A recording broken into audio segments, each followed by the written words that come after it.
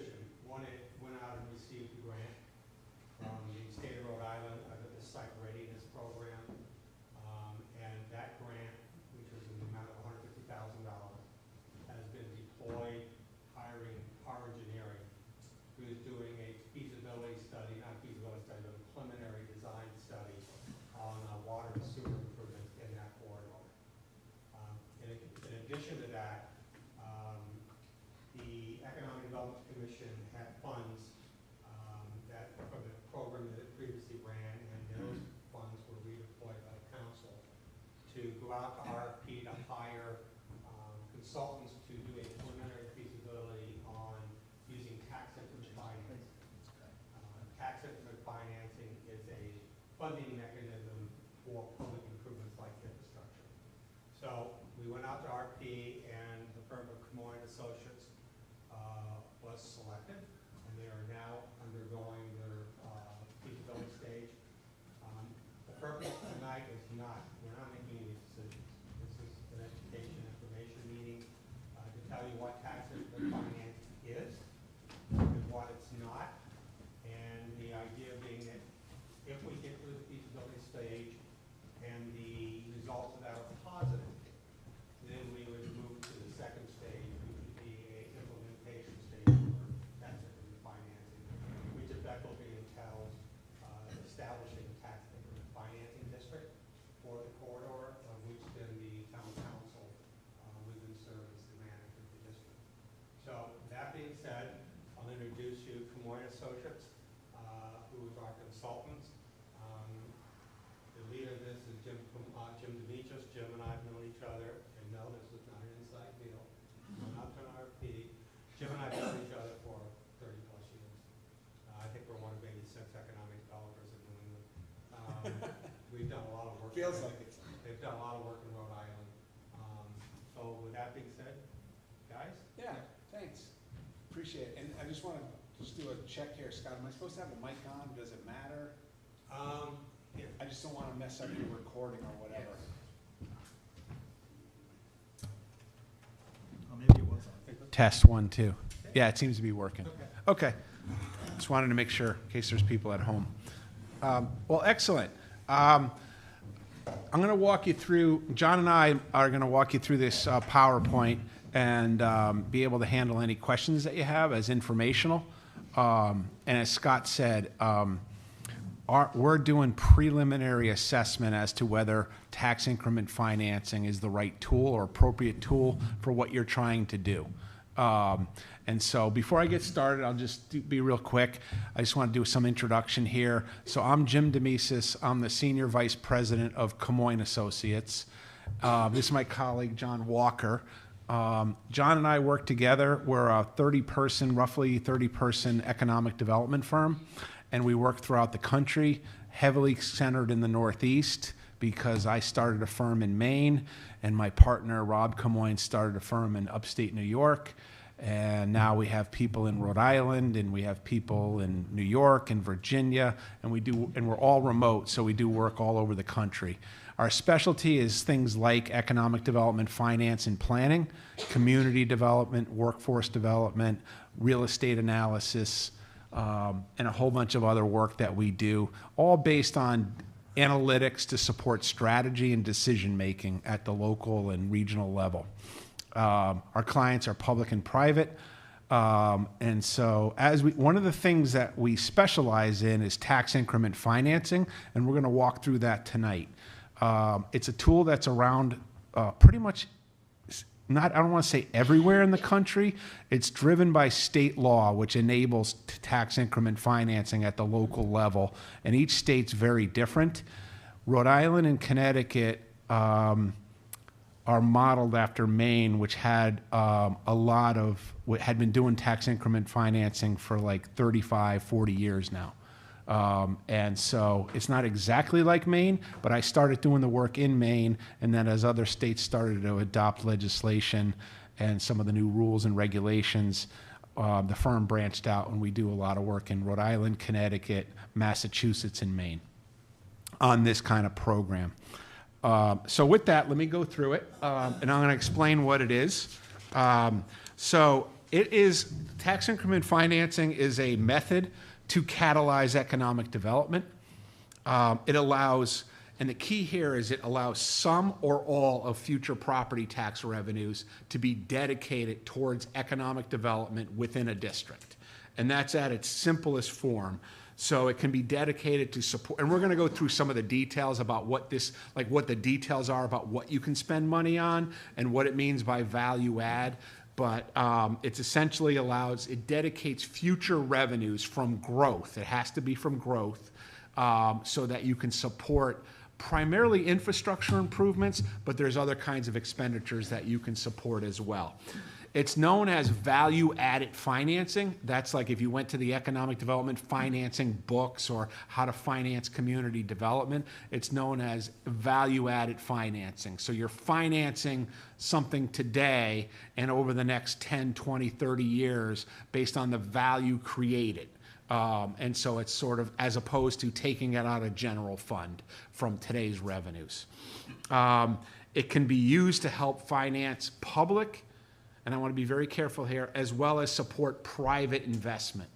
And there's rules and regulations about what that means, how much you can support private investment, incentivize a development, what kinds of things you can do to help a business. But it does not have to do that. You could choose to use it only for infrastructure improvements, say, which would benefit many properties, including private development, but it wouldn't be to one developer or one project. And that's, we'll talk a little bit about that. Anything that, and you're going to be able, as a matter of policy, to choose, it's not all or nothing where you create a TIF district and all your revenues go into a TIF fund. And we're going to get into this in detail as well. You, as a matter of policy, when you set up a district, you determine what % of the revenues go to the general fund versus what goes to a TIF fund. And you can actually alter those year to year, with some exceptions. You have to meet your legal obligations, like if you have a bond to pay back, which is an important factor. And if you're financing large infrastructure, meaning like sewer, water, roads, or utilities, you would typically use TIF to support a bond, a special revenue bond, and pay that bond off with the TIF revenues, not a general obligation bond. And we can answer questions on that as well. So if you sum it all up, it's a tool that enables community to use tax revenue from new private investment. It's not impacted by if you build a new school or a new police station, that's tax exempt. So that's off the books in terms of TIF. It's only whatever is private and taxable from new development. And new development could be from the land up, or it could be an improvement to a building or an addition. But it's got to be private investment that's taxed as commercial private property. Next slide. This is the most important slide, and I probably should have it as in every other slide for the public, because this will come up as you go through and deliberate. There's going to be people saying, well, why do we got to add another tax? We don't want to do that. It is not a different tax. It utilizes the same tax system. So if your property, or for all the properties that you decide to locate in a TIF district, so usually it can be one property, but usually it's a whole host of properties. In fact, we're looking at, and again, just looking at for planning purposes, like lots of properties on the 146 corridor. And so if you're in that district, other than the fact that some infrastructure would be paid for, you don't notice any difference on your taxes. You're going to get the same way that you normally get assessed. You're going to pay the same mill rate that everybody else pays, like commercial mill rate in this case. And that money is just going to go to a different pocket, like depending on what you determine. Some will go to the general fund, some or all will go to the TIF fund. But you don't know the difference. It's not like a downtown special assessment or what's called a BID, business improvement district, where you levy an additional tax on top of those properties. That's not the case as a TIF. And it's going to be really important to continue to explain that to taxpayers. Next slide. What I'm going to do is turn it over to John, and he's going to hit on some of the more details of it, and then I'll close with the process. Is this thing working? Thanks, Jim. I like this picture a lot, and it really helps us understand what the elements are of a TIF, okay? That stands for Tax Increment Finance, and let's go to the increment, okay? And just understand what that is. So a TIF is created by the town, and when it's created, there's a declaration of a time period that gets covered. At that point of creation, we take a snapshot. We say, what is the valuation of all the properties within this defined area? And we call that the tax base, or the base for our analysis. As time goes by, there's new development within that district. Okay, so there's a property and it's currently assessed at $1 million. People do some work on it, some development, it's been assessed at 10 million. The incremental change is $9 million, okay? That million still stays in that lower base assessment, but the 9 million falls into what we call that incremental assessed valuation. As time goes by, more and more development, that incremental assessed valuation increases, okay? Everybody all the property owners within the TIF district, as Jim was saying, they get their tax bill, they pay their tax bill. Everybody is taxed as they have been in the past.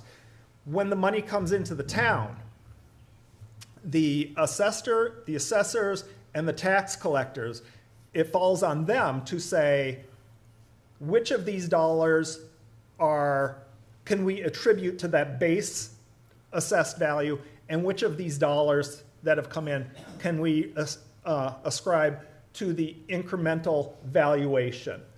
And that's the tax part of the tax increment financing. The dollars that come in that can be attributed to the incremental assessed valuation, those go into a special bucket, okay? And that's the TIF fund. And with that TIF fund, you can then, tax increment financing, you can finance a wide variety of investments geared towards economic development. At some point, and this is decided by the community when you set up the master plan, you decide how long do we want this to run. It can run up to 40 years, but it doesn't have to. At some point, it times out. You get that termination.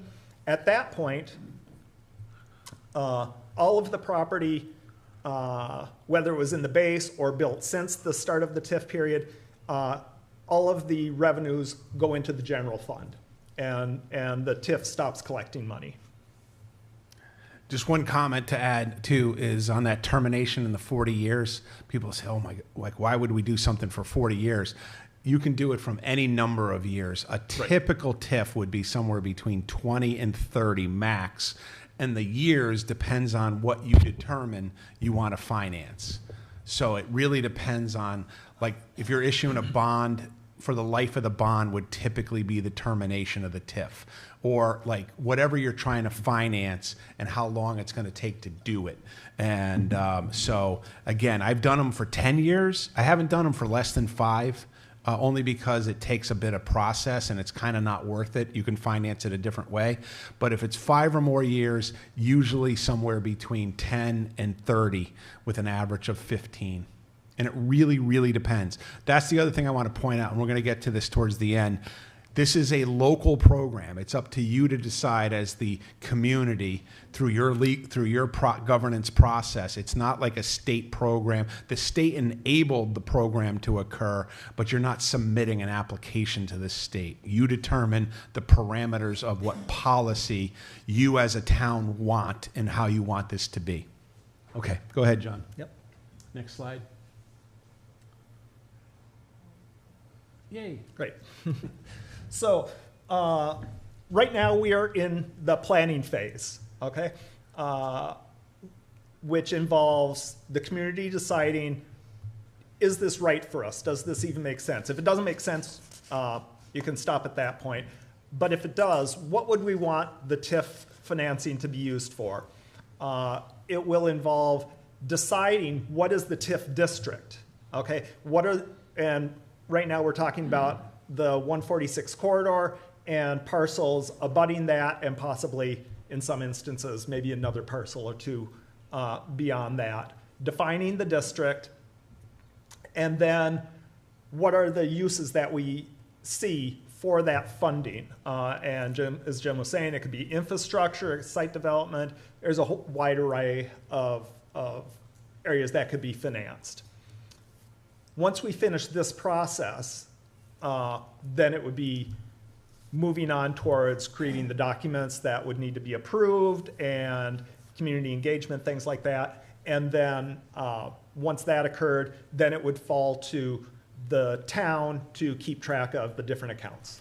And we're only contracted to work with you on that first phase of planning, because at the end of that first phase, we'll make a determination and a recommendation as to whether TIF is even the right tool. If it's not the right tool, then we learned, and you don't have, it's not going to work. It probably is going to work in some fashion if you choose to do so, and we'll have parameters for how it would work and what you would need to do to go to approval and implementation. Scott, go ahead. Yeah, Jimmy, just other point of clarification, because I know this is going to be on certain people's mind. The stage that we're in right now, we are not at any stage of making decisions in terms of what are the uses in that corridor. We don't have the data for that. We can look at the corridor and get a sense as to what's the capacity of that corridor to handle in terms of development, but in terms of what kinds of uses, that would be at a subsequent stage. Yep. Thanks, Scott. Next slide.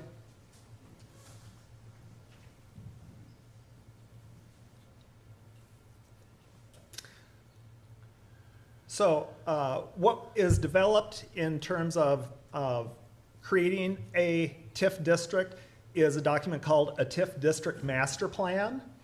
And what that does is it lays out the geography that I was just discussing, and then there's a number of other parameters. I was saying, what's the duration? And I said 40 years before because that's the state statute is no more than 40 years, but it could be whatever seems right for the community. One thing you can do with a TIF is to issue special revenue bonds. If that seems like something the town wants to do, it gets written into this TIF district master plan.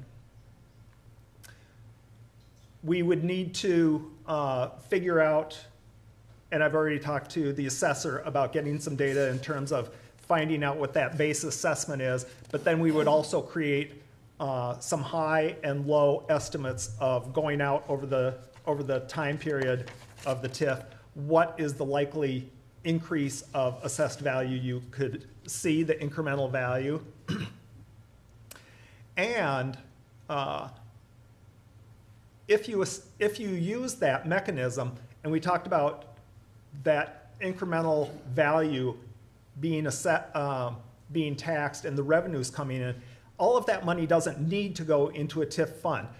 There can be the amount that is captured that could go up to 100%. You could say every penny that comes in from the increased valuation, yes, let's put it in that fund, but it could be 50%, it could be 75%. Again, it's specific to every community, and it's figuring out what's right for your community. One other note, you can adjust that year by year. So it's not uncommon to have a TIF to say, boy, in the first 5 years, the 100% is going to the district, and then it's going to start to wind down over time because the revenues are growing over time with economic development, and so you phase it out to zero over 30 years or 25 years or whatever you choose as the years. So you set that schedule in the plan, and you follow that schedule. Right, and so if you have your projections of what the anticipated increase in valuation is, and you apply a mill rate to it, you apply the capture rate to it, that gives you some projections going forward of anticipated revenue. And as I say, we put together kind of a high scenario, low scenario to get a sense of what are the bounds of what's reasonable to expect. And with that revenue projection, then you can say, what type of improvements make sense? Are they for public or private use? What is the cost of any particular projects that we imagine? And based on all of that input, potential revenues and potential costs, it's all kind of laid out in a financial document showing year by year what do we expect, what would the expenditures be, and that is that last item, the district financial plan. All of that goes into this thing called the TIF District Master Plan, and that is what then ends up being considered by the town council. Next slide.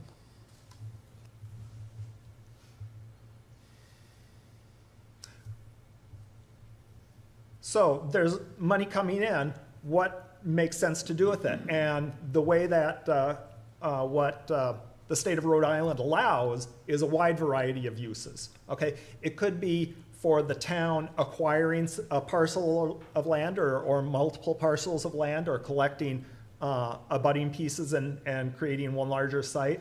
It could be for particular brownfield remediation. Say that there's a brownfield area, the town could acquire that and could use that money then to do the brownfield reclamation.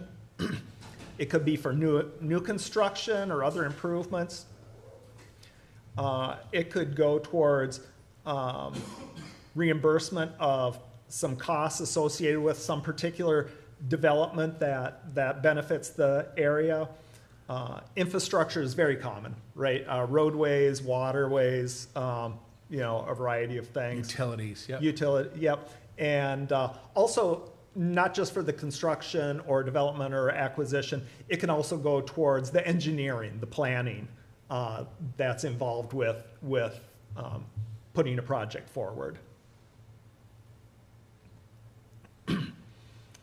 How can you use that money? This is kind of reiterating the direct investment in a variety of ways that we were just talking about. The TIF can also provide grants or loans that go towards development. And once again, it can be used, say you need a lot of money up front, and you know that in the future you'll be getting a revenue stream. It can be used to underwrite special obligation bonds. These are revenue bonds, which are different than general obligation bonds. The general obligation bonds are something that the town would issue, and the town is on the hook to pay those back based on tax revenues. The revenue bonds would be issued in the name of the TIF, and the revenue coming in from the TIF would be directed specifically towards paying those off. And then spending can be channeled through different portions of the town government. It could be through nonprofits, or it could be through private organizations. The best way to think about that one, because it's not like you would give like necessarily direct money to a nonprofit, but like I'll give you an example. If you take a corridor and you do a major road and sidewalk improvement, all the properties in that district are going to see benefits from it, including like if you're, let's say, a church, if you're a library. So there's ways to, like, in other words, it doesn't restrict who benefits from it, as long as you're not making direct payments to them as like an incentive cash back. But you determine that in your plan. I really want to be clear about that. Yeah, maybe I should stress that. Benefits, not actual dollar figures. Yep. So TIF is used throughout the country and throughout New England. Not as much in Rhode Island as in some other areas, but there's a number of examples that we mention in Middleton, Rhode Island. They used TIF monies to remove utility poles and bury some power lines as a kind of beautification. In East Providence, there was a waterfront property that had, I think, like some hazardous waste storage and needed brownfield remediation. They used TIF revenues to clean that area up. Once it was cleaned up, it ended up working out very well for a large residential area that also had some commercial, I think some retail in it. And in Pawtucket, in the Tidewater Landing area, there was a soccer stadium that's developed, very fancy. And the interesting part about this is that the TIF revenue was used for a portion of the financing. So I think it's an important thing to keep in mind that projects going forward that are benefiting with the TIF, it doesn't have to be an all or nothing. Should we do it with TIF or something else?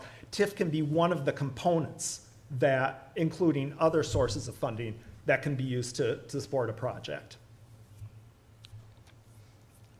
Next slide. Yep. And this just kind of lays out the flow of funds. As Jim was commenting, from the property owner's point of view, they receive their bill, they pay their bill. They don't really see anything different.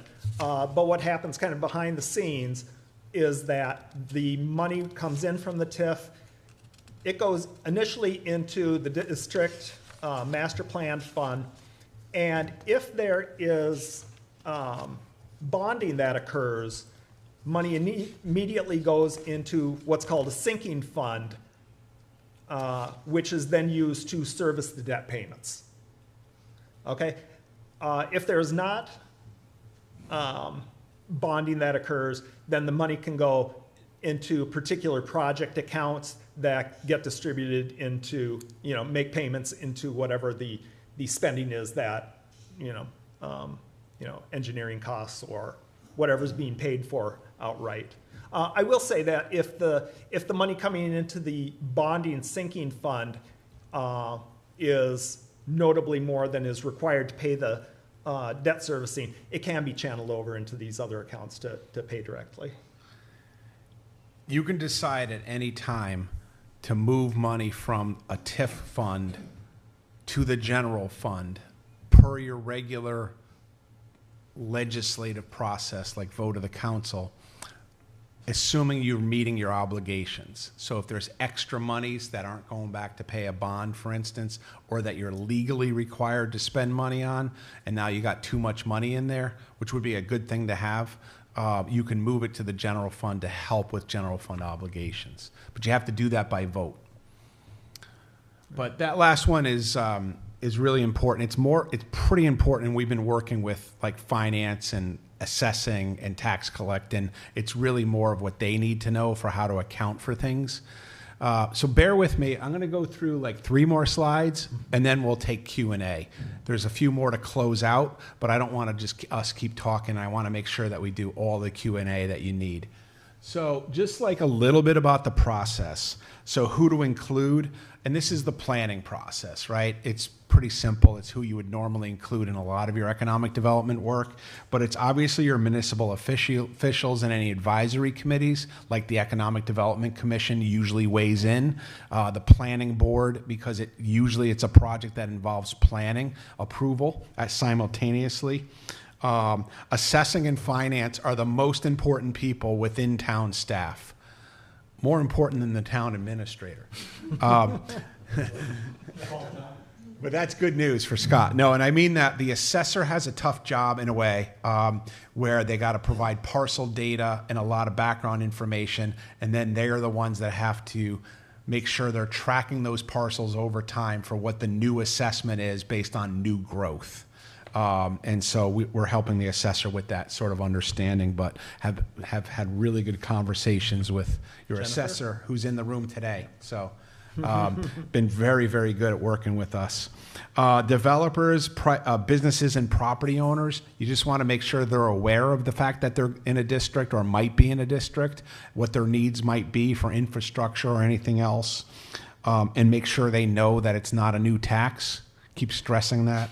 And then the public overall, because ultimately this has got to be passed by a vote of the town council, which therefore has public hearings and so forth. Next slide. So I don't want to get too stuck in this. It's more like, should you decide to do a TIF master plan and get it approved, you got to have, some of this we already hit on. I'm just going to hit the highlights. You do have to have town council approval. I work in a lot of communities too that have town meetings. It would actually have to be approved by a town meeting form of government, which is a real experience on passing a TIF. It's a lot cleaner and easier to do at the council level. You can do special bonds. I'm going to skip to one. I just want to be really clear, and the only one two things I'll end on this slide. It doesn't prohibit you from going after other money. So let me just say that if you're doing let's say you're doing sewer, water, and roads, I'm just hypothetically, you want to make sure you're going after as much DOT money, DEP money, so on and so forth to support that payment so that the TIF would pay the net of that. Like you want to minimize your obligation on the property tax and then add in the special district to fund the property tax portion through the increment. So I just want to make sure it doesn't prohibit you from going after those other funds. And you could, by vote of the council, change the district at any time or the parameters of it or dissolve it. Again, we're not attorneys, and I want to be really clear about that. You need to meet your legal obligations that are contractual when you set up the actual district. And I can't answer all the questions on that because it really depends on how you set that document up. Next slide. I think we hit on most of these. The planning commission or the planning board, depending on what you call it in your town, they would submit an advisory opinion, and they can't say no to the project. They have authority to say no over what they have jurisdiction on, which is planning and zoning, right? But in terms of what they could do is issue an opinion about the TIF, about whether or not it's consistent with like your comp plan and other land use plans. Advisory only. It's got to have a public hearing. Again, some of that's normal because you would do that anyway if you were having a vote of the council. The rest was already covered. So let me breathe and stop there. The rest gets into like a little bit of detail, but I want to make sure that we can hear your questions and then answer any questions. Jimmy, just let me provide one more background. Yeah. And then we'll ask questions. You made reference on numerous occasions about how much of the incremental tax revenue do you capture. And I think it's important to point out again that the statute in Rhode Island allows you to capture 100% or a portion of it. A lot of communities, what they'll do is they'll take a look at, for example, what is your bonded indebtedness? How much are you paying every year to pay off debt? And they'll take that out and say, okay, we need to make sure we continue to collect that from our tax revenue before we put it into a tax increment financing plan. So that is at complete discretion of town council. Also, a lot of states make tax increment financing a arm of redevelopment districts. Rhode Island, I don't know, 7, 8 years ago. 2018, I think. Thanks. I partnered with Karen Grindy, attorney in Rhode Island, and Jimmy's group worked with us, and we rewrote the legislation to give the towns the ability not just to lock into redevelopment agencies, but they basically give the power to the town council so that the town doesn't have to go back and create a whole new layer of organizations and all the costs and obligations goes with that. And the other thing I think it's really important to point out that what we're trying to do here is we're trying to get a sense of the capacity, that is, how much revenue could we generate? And then on the flip side, how much is it going to cost to make these improvements? So they're dealing with looking at tax increment financing as a mechanism. How much can we generate from that? And then power engineering is taking a look at the cost side. And then we start to compare those and say, is the revenue sufficient to fund, say, a TIF revenue bond to pay for the infrastructure? I'm pretty confident that's not going to cover it. There's going to be a hole. There's going to be a gap. We need to know what that gap is, because then the town's going to have to make a decision. How does it want to fill that gap? Go after grants, like through DOT. Some towns may, do a general obligation bond. The important thing about revenue bonds are that they can be issued by the town council. It does not have to go to a board of referendum. And I think that's really important if we're going to make this project happen. And the final thing I wanted to point out is that town government is subject to this levy cap. And that levy cap is very difficult to operate a town. When we're living in an environment of 6% inflation rate and 4% cap on assessment, we're constantly digging a hole in the sand. We're losing money. We can't invest in our assets. We can't invest in our infrastructure without violating the levy cap. Tax increment financing is not subject to the levy cap. It is silent.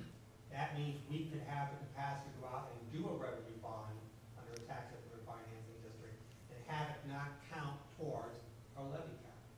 That allows us to invest in our infrastructure legally. And that's a caveat of the state legislation that created it. I think that's also an important point in answering. Why are we even looking at this mechanism? We're looking at this mechanism because it may be the only mechanism that we have to fund the infrastructure investment in that corridor. And if we don't invest in the infrastructure in that corridor is not happening. We just will not be able to attract the kind of development we want. Yep. And I think we're already seeing what the consequences of that are. So with that being said, Yeah. The only thing I'll add to that, Scott, before we open it up for questions is I want to let you know, and part of our job is to set some guidelines and recommendations around the policy and how to set up the plan.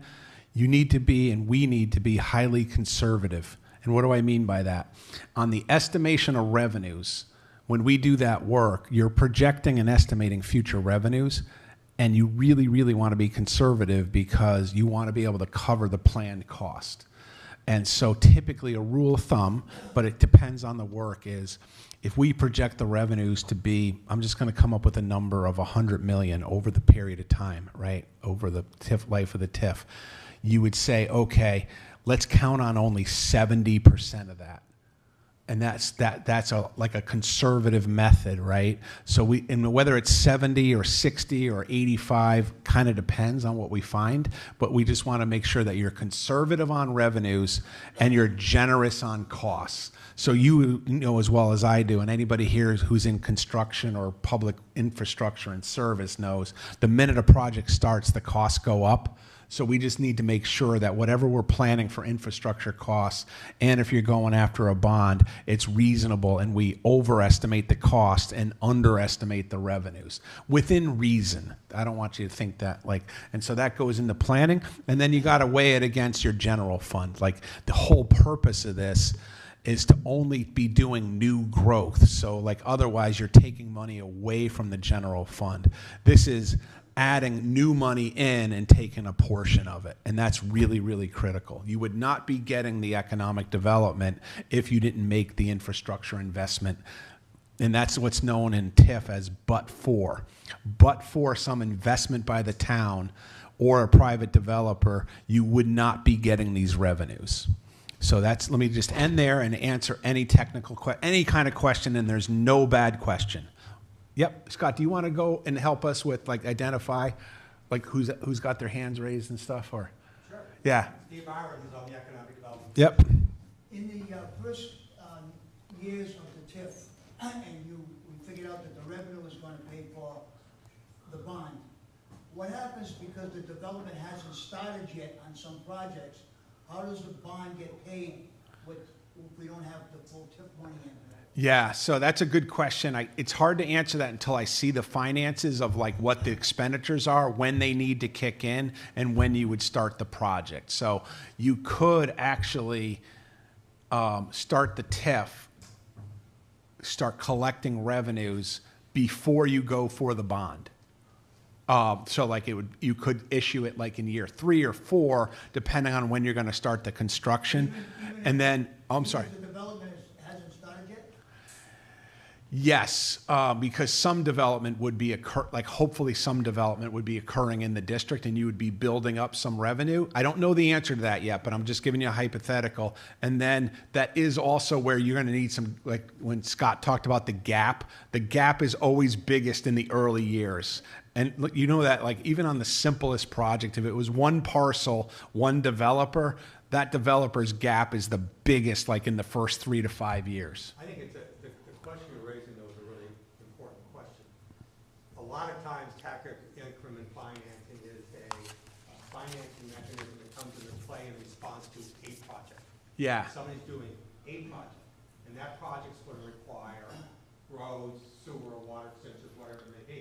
So you can actually define upfront what that A project is gonna do for you. There may be others that spin off of that, but that's your anchor. Other times you may be dealing with a straight step project, say a greenfield development.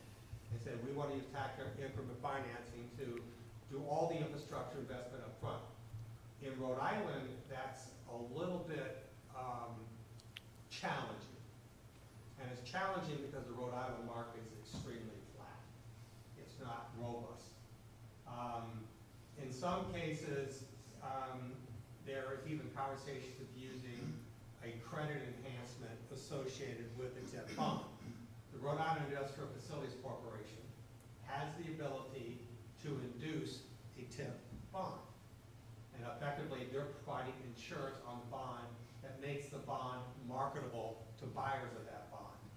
We can't answer those questions until we get a little further Right. into the process, but that's a key issue. At what point, A small project. yeah, because you're going to, as part of this overall project, you're gonna probably develop an absorption schedule. Right. And you're gonna say, based on historical real estate trends, we would expect that whatever the district is, or whatever the total acreage is going to take 15 years or 20 years or whatever to completely be fit out. And you can actually program that in and then backfill to figure out how does that work with tax increment financing. But when you do that absorption schedule, you do it, again, as Jimmy said, very conservatively. You don't come out aggressively, we'll build this thing out in 5 years. Then you're dead. You do it over a long, long period of time. And that's why I'm saying there's gonna be a gap.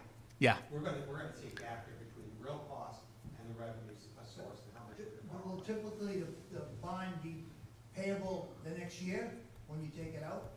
It's like a typical bond. Right. It's a So- 20, 15, so 20, if- 30-year bond. whatever. If you have to make payments, there may be 7 projects that haven't been completed yet or started, you don't have that TIF Yeah. revenue That's yet. why the financial projections and the absorption schedule, that's all gonna be a big factor in this. It's gotta be conservative. Yeah. It's no different than anybody else that does development. These are exact methodologies that everybody has to go through to do development. You know, in this Yeah. particular case, the developer is the town, and the town is making investments. And those investments are based upon what they expect to see their revenue over a period of time. But that question is important and will be answered through the planning process. So it's a really good one. Other questions? Don't be shy. Yeah, way in the back. Yep. Mike What Clifford. what happens, if you use your conservative estimates of revenue and the revenue falls short, who's on the hook to make up that difference from the projected revenue to what we need to pay? Yeah, so two things. One is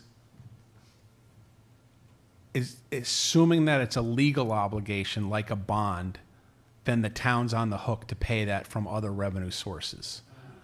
So I want to be clear about that. That's why it's important to be conservative, and it's why it's also important to have other revenue sources planned to support the TIF. And so, because it's kind of related to the first question. So first question had a lot to do with timing, right? Like, boy, up front, you're not going to get enough TIF revenue. So that's where the biggest, there's, like Scott said, there's probably a financing gap, and it's not just a dollar amount, but it's number of years that come into play with the gap. But what you're saying is also in the life of the TIF, if you've got obligations and the money's not there to do them, you either got to stop the work unless you're obligated to do the work. And it really depends on the list of projects that you come up with. But it's another consideration that you got to specify what's the contingencies around the shortfall of revenues need to be specified in your your financial plan. So again, I'm not trying to avoid the questions. I just want to be clear that they're a little bit too early, but those are the questions to be answered through the planning process. It's a very good question, both of those. Go ahead. One other question. Are you people at the point where you're actually like trying to figure out what would be feasible to put there and what type of business we'd be bringing into town? Or is that not at this point? Not yet. Scott, go ahead. You go first. As I said earlier, this is a phase 1 feasibility study. We are not getting into the weeds about what kinds of uses will actually occur in that corridor. What we can do is based on the land mass in that area, how much development potential do we have? But in terms of picking specific kinds of uses, that would be at a subsequent stage, which would include a market assessment. This is purely a nuts and bolts as a financing mechanism. Could this potentially work in the corridor? But that question has to be answered. The problem is, who knows? I mean, we're looking at a long-term project. So the market constantly changes. We just don't know. My organization, I planned Highland Public Park. I can tell you right now that the market when we started that project and the market that exists today, totally different. And in fact, I would argue, if we had to do it again, we may not even have done it. Because the commercial real estate market is absolutely plummeted. In the tank, yeah. You cannot underwrite a commercial real estate deal right now, an investor deal.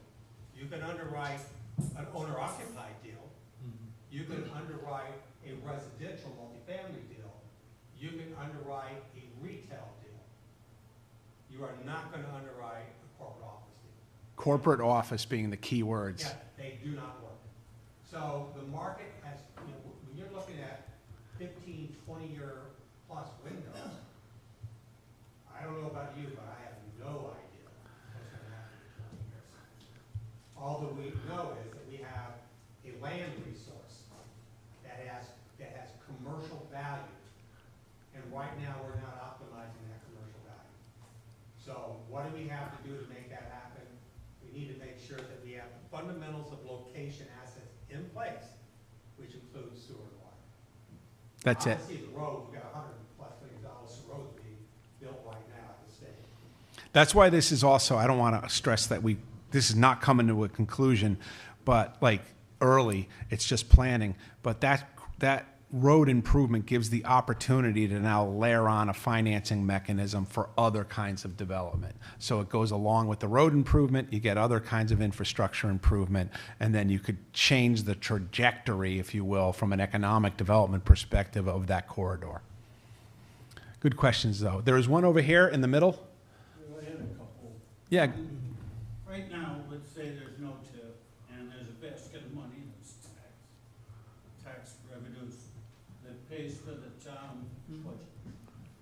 Now you've taken a piece of that group out of it and put it into a TIF. Yeah. Does that put the burden to meet the town budget on the balance of people? No, really good question. And that gets to that chart that John talked about. It's only on new growth, which you otherwise would not get. So you're still getting the base amount of revenues, whatever value's in place in that court. Go back to the, towards the beginning. You're almost there. Yes. So just that, I'm not great with colors and that's a little blurred, but the darkest green one where it says incremental assessed value. So you can only tax the new value created because you put the infrastructure in place. For example, if we put the district in place today, then this blue would represent the assessed value of all the existing properties that currently exist in that district. That's given. What basket does that go in? General fund. General fund. Continues to go to the general fund over the lot. You cannot use it for anything else. The only thing that goes into a TIF fund is this, and not all of it. I want to make a point too on this chart. This is absolutely not to scale. Okay. Yeah.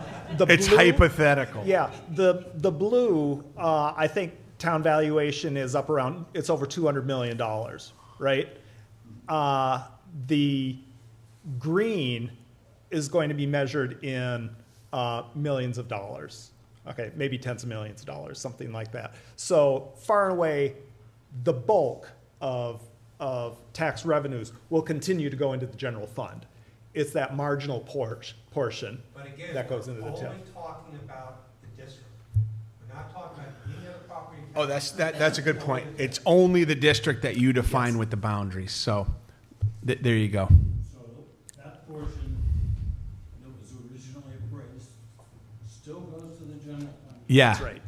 And then You- anything new goes to TIF, except you gotta pay the bond. You got it. Yeah. And in fact, not only is it go that way, it legally, and I gotta be careful, I'm not an attorney, it, like by legislation and law, that original assessed value, that blue amount, has to go to the general fund.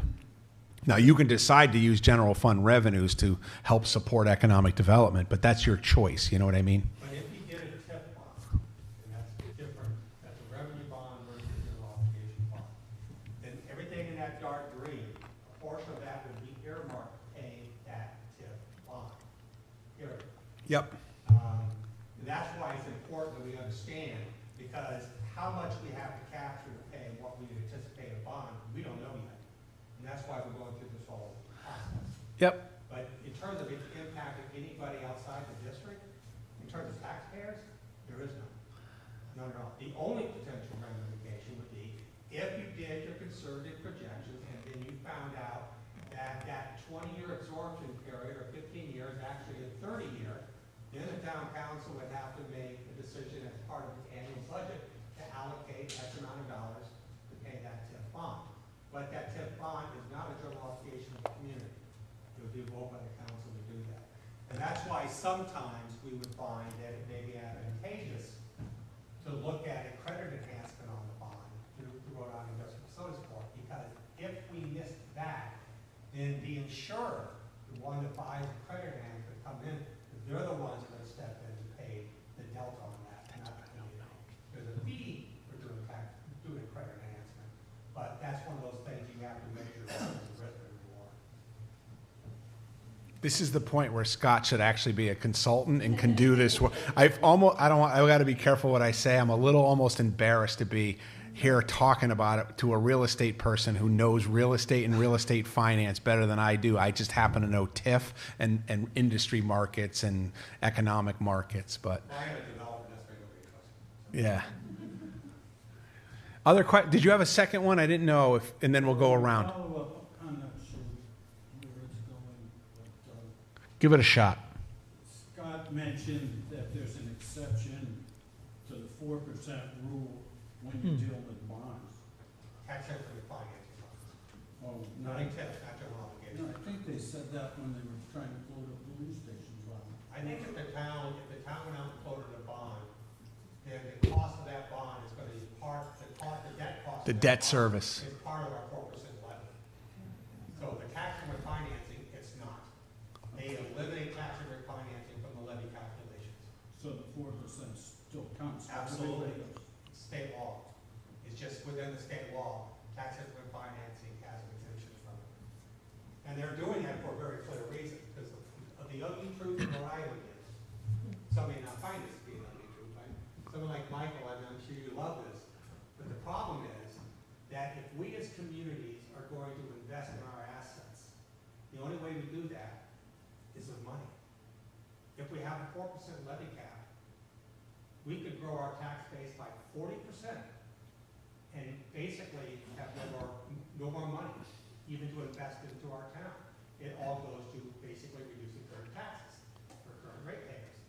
So the tax equity financing program is a mechanism that creates an opportunity for communities to invest in the future. So they grow their asset base without hurting them on their tax levy. And if you think about it, it makes sense because the tax levy is not hitting any of the taxpayers. They're not paying for that. The ones paying for that additional cost are the people within the district and the additional tax revenue being generated. Yep. And I think that's the important point. It's really, as much as possible, a taxpayer neutral mechanism, and that's why it's stay higher. Yep. And one other thing, Over too, there, the yep. soccer complex. Yeah. That's a little bit of a hot potato. Yeah. That was not just TIF, that was the super TIF by the state of Yeah. Rhode Island. That's a whole different animal, and the super TIF. Yeah. The state looks at the revenue it will get from sales tax, roof tax, and all that kind of stuff. and It they was use both. to float a bond. This is pretty not a sure. super TIF, this is just a local. Yeah. Yeah, it's a little bit of a nuance that we just want to be really clear. This is local only, property tax only. You had a question over here. If it's taxpayer neutral, is that why the town council makes this decision without any input at all from Well, taxpayers? the town council has to have input from the public, because when it approves to go forward with the tax increment financing district, and approves issuing the revenue bond, the town council has to approve that. And they would have to do it in a public meeting, in a public hearing. So you still have input. Yeah. You still have input. And we would recommend, as best practice, so let's just say you require one public hearing by your own process, right? We actually recommend several public sessions, like workshops, just to make sure people are understanding it. So go beyond just the public hearing, provide like fact sheets, like we would suggest a frequently asked question sheet that people could know, put that on the website, and then reach out to the public and maybe meet the public where they are for a couple of listening sessions so that they know it. And there would also be, I would assume, a sort of a financial pro forma analysis that would use various assumptions. Yep. Sort of that sensitivity analysis, saying if we had this period of absorption, we had that period, and you can look at the impact that we have Yeah. on the financial performance. Because it's meant to show the taxpayer neutral. That's a really good question that you're asking. And it gets back to what Scott was saying earlier, but I really want to stress it. Like, the assumption is if you don't make the investment in infrastructure, so you would only go forward with this if it can unlock higher value, new private investment. And if not, if you don't do anything, then you're going to continually have pressure on the residential tax base. And so this is a way to say, we're going to make an investment that further multiplies into private investment. And that's really the assumption, but you got to test that against the data. So it's only anything new that's coming into the town? Anything Bingo. that's already existing? Goes to the general fund. You got it. And it's not small projects. It's not like someone putting a new roof on their residential house. That doesn't get accounted for. That's just one example. Here's a question in the front. So, say for example, you have current property on the proposed area. And through the TIF program and so forth, they put in new infrastructure, the sewer, the water, whatever.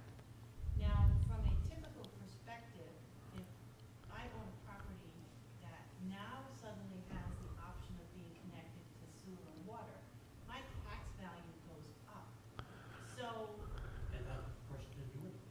so that assessment that now got increased, how is that going to be determined? So for example, does that new assessment, even though I didn't do anything, but the piece of land now, the value of that lot goes up, that increases the base assessment value because the sewer and water went in. Are you at that point going to take that additional assessment? I'm going to get charged, well, I'm not me, but I'm saying hypothetically. Hypothetically, yeah. So, That- no, that I property owner would sorry, you keep now- going. That property owner would now get a higher assessment because they now have sewer and water. Let me, we can answer that at another time because I don't want to put the assessor on the spot today. But, that shouldn't be, that's new, that, but your, po- residence is not new. right, but it's, what she's saying is the market, when you assess property, if there's sewer and water, you're automatically going to assess it at a higher value. Is that correct? And I'm looking at the assessor. So your assessment will go up, but, and I need to be careful here because it's hypothetical, right? So in the market, because you also differentiate residential and commercial taxes, like your commercial tax dollars are going to go up because you got new development commercially, and that'll put a negative pressure on the tax rate. So the two, I'm not saying that the assessments on individual cases won't go up and their taxes won't go up, but the overall pressure on residential development to pay taxes will go down. And then now if you want to, I want to be careful because I understand these issues from my original work was as a public finance person for a municipality, so I do understand the pressure that taxpayers face. you also are like, well, I'm not going to realize that value till I sell my property. And that's a real issue, but you do have a more valuable property. And if it works correctly, you're getting more commercial development to pay for the services. I think also too, I think when you do your analysis, and correct me if I'm wrong, you're not going to speculate in terms of what's going to happen to the value of an existing piece of property when you put sewer and water in. No. You're going to be looking at what would happen from new construction. There's a way that this could be structured, if that's concerned, to help mitigate those concerns about existing property owners getting increased tax due to an increased assessment and only be driven by new construction. Yep. Because that's the thing that matters. If we're going to try to make this work by just increasing the assessed value of property because now it has sewer and water, it'll be a failure. We're holding that constant. You can't have it that way. And then when you, and then when you do a revaluation like you currently did, if you're getting that green growth, you're going to see the shift over to commercial taxpayers. But they're not paying a higher rate. I want to be clear. It's because there's more commercial value, not because you increase the rate. Good question, though. These are all good questions. Other questions? I got a couple more slides. I know we're running over. Can I take 10 minutes? All right. Keep going. I apologize. Back to the end. Yeah, go towards the end. You're not on the clock, so you can talk as long as you This one. Go back one more. This is like, I just want to sum up a few things. Like, the TIF works best when it's part of an economic development strategy. So it's like it's a financing tool to meet your purposes. And you need to state those purposes in the master plan. So for instance, your comp plan, you might have an economic plan, you might have principles that the council voted to say, our hopes for economic development are to grow jobs and tax base at the commercial level. So that's what you're stating of like, that it has a purpose and it's tied into or related to it's consistent with your comp plan and any other kind of land use master plan that you do. This is just overlaying a sensible financial plan. So it's one piece. It's not meant to solve all of your problems. It's meant to fit with meeting those goals. It's always good to have an advisory board, and that's up to you guys. Like it's typically could be a TIF advisory board. I don't like to create more boards and committees when you already have things, so it could be your Economic Development Commission. And just, Scott, do you guys have a finance committee? We have a budget. So typically they would be briefed as well on the performance of the TIF district, and you would be submitting information annually about the performance of the TIF district, like when you do your financial reporting. We already mentioned the mix of financing. And the last one was just look at this, and you guys are already doing this, so I almost don't need to say it. But a lot of times in other states, particularly the state I live in, they use it to finance one business. So a new biotech company wants to move to a business park, but they really need help with like some of the infrastructure because of the site costs. And they basically give them, I don't want to call it an abatement because an abatement is a legal term, but it's like an abatement to that property owner.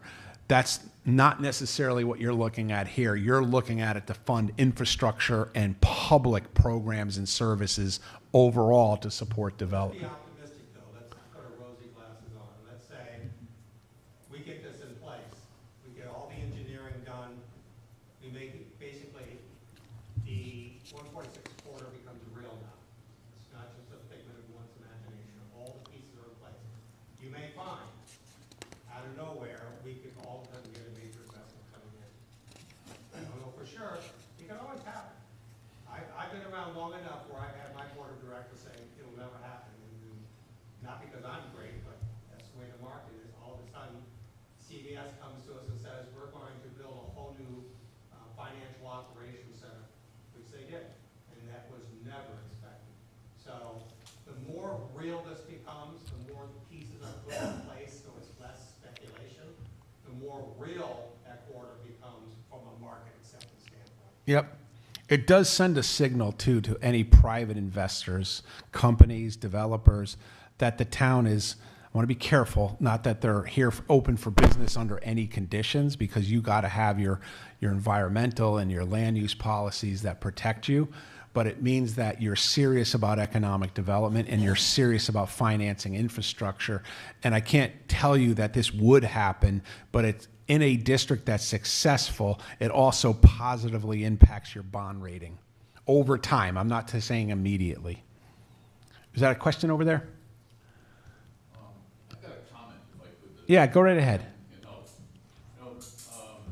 What we have is an area that is depreciated at best.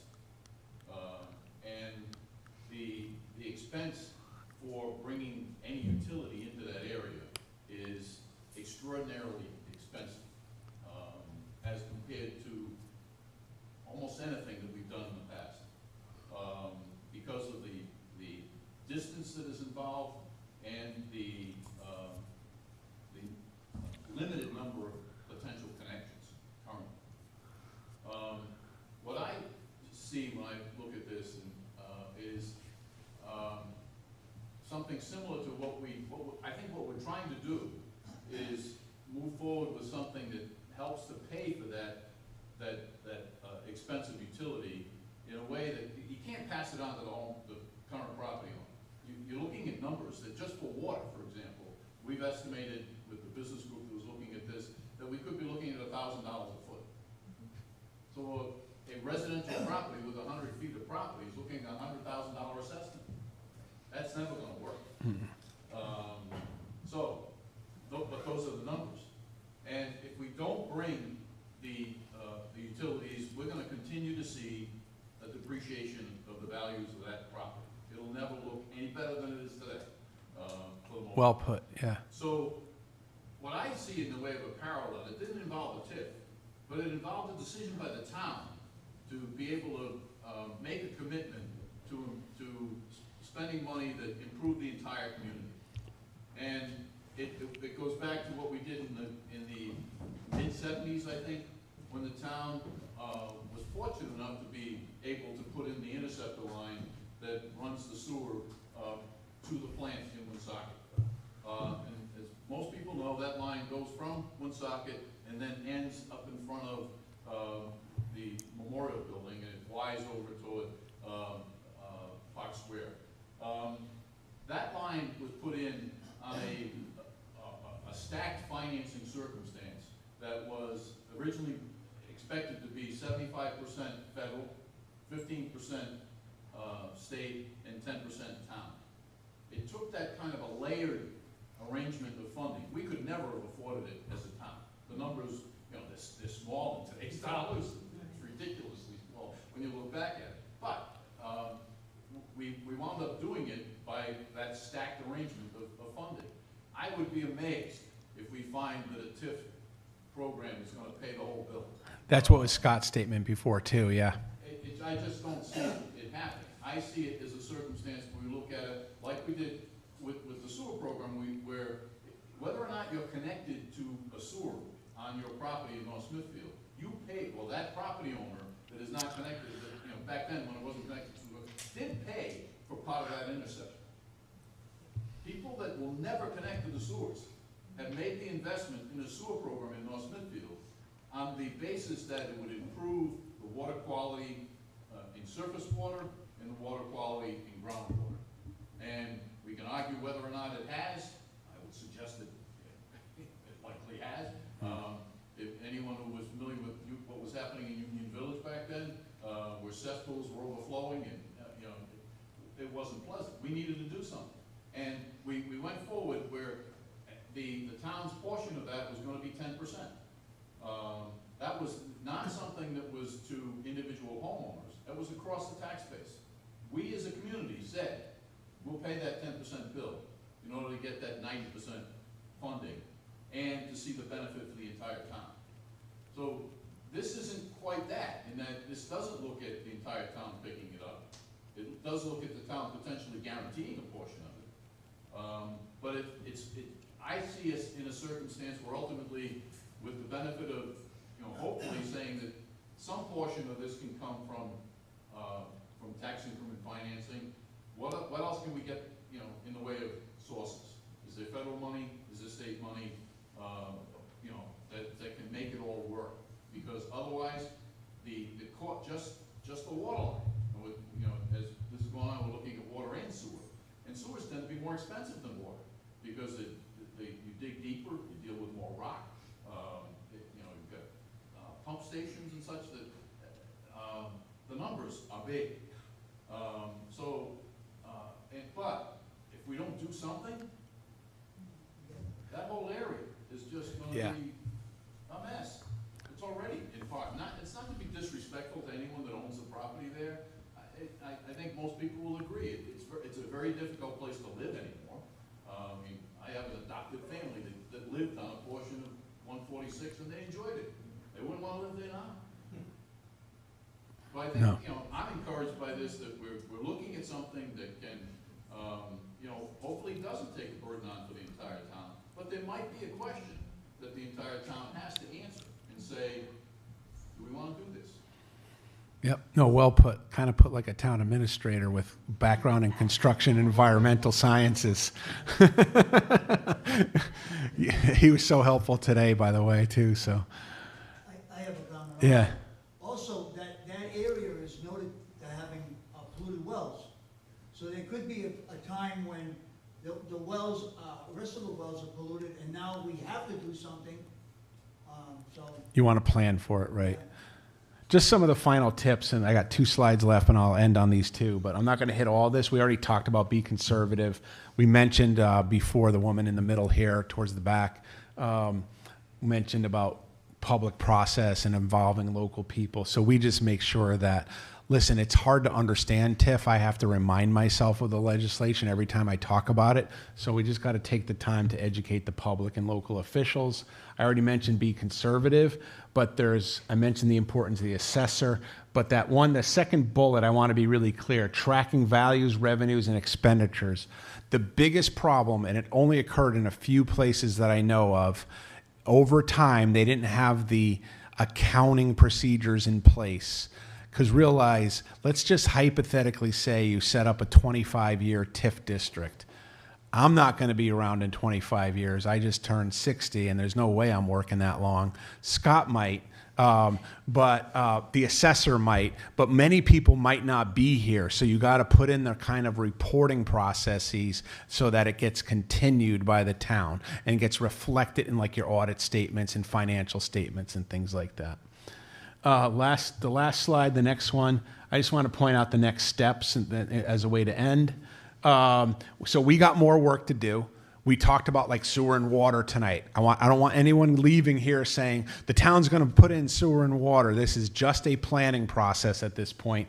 And I'm learning a lot about sewer where you don't have to necessarily put in a full system. There's other methods, and like whether water is the most important and so on. What other kinds of physical improvements are needed to make the district good. So we're going to draft up our findings and recommendations. We'll have another session, we're going to do one virtually, where we present the findings to the EDC, the town council, and town staff. That by its very nature will be public. So that'll be an information. We'll make those findings and revisions, and that ends the planning phase. And it's consistent with also continuing the land use planning and the other kinds of engineering planning that you're doing. So that's pretty much what we got. I think we covered most of the questions. Scott, one more round. There's only one other final point, Rebecca left. I know this is a hot topic with Rebecca. One of the things that we wanted to do after we went through this TIF process is go into a land use planning process where we take a look at the whole corridor and probably recommend creating a new zone, new use regulations, new dimensional regulations to basically promote the kind of development that we envision for that corridor, which I will argue town's current zoning ordinance is not very good for that. We may have to advance that quicker than we thought, only because we're getting a little bit concerned about some of the stuff we see happening in that market, and it's not necessarily uses that we envision for that corridor in terms of maximizing economic and tax value to the community. So we may have to get ahead of that curve as opposed to wait till we get through the whole TIF process. Not the feasibility statement, the feasibility and execution all that, you still need to take a hard look at the land use planning in that corridor. So we will be advancing that quicker than we thought, assuming that the council agrees with us. Any final questions? Yes. I read the paper, Uh-oh. that some company wants to put a gas station there. Did they buy that property yet? Are they in line with the overall plan of what the car should look like? That gas station is allowed under right now. That's the issue I'm trying to address. Under current zoning, it's allowed. Aren't there 2 gas stations? Yeah, there's another one too that's being proposed. That one's close to Woonsocket. I think that's one where they want Woonsocket water extended to it. Bottom line is, it's allowed under current zoning. But that's the Sunoco. I'm talking about it differently. Yeah, there's 2 I understand. One, and I wish my planner was here. One is up by close to Dunkin' Donuts area. Am I correct, Bill? You know, Near the church, with the bandage. But one's by the abandoned church, and isn't there other one up by Dunkin' Donuts? It's past Sunoco, between Sunoco and Dunkin' Yeah. Donuts. So those are the 2. Right, they said by the drive-in theater. Yes. Before it's right away. They are allowed. They are all, They are allowed. there's water and sewer there? The property has been sold too. What's that? The property, the 2 lots were sold. They don't have to be necessarily in sewer. But they don't. But see, that's the problem. Nothing against gas stations, Right. but that's the problem. Yeah. You need to be in front of that, not behind. Unless we are comfortable with a bunch of gas stations and self-storage facilities.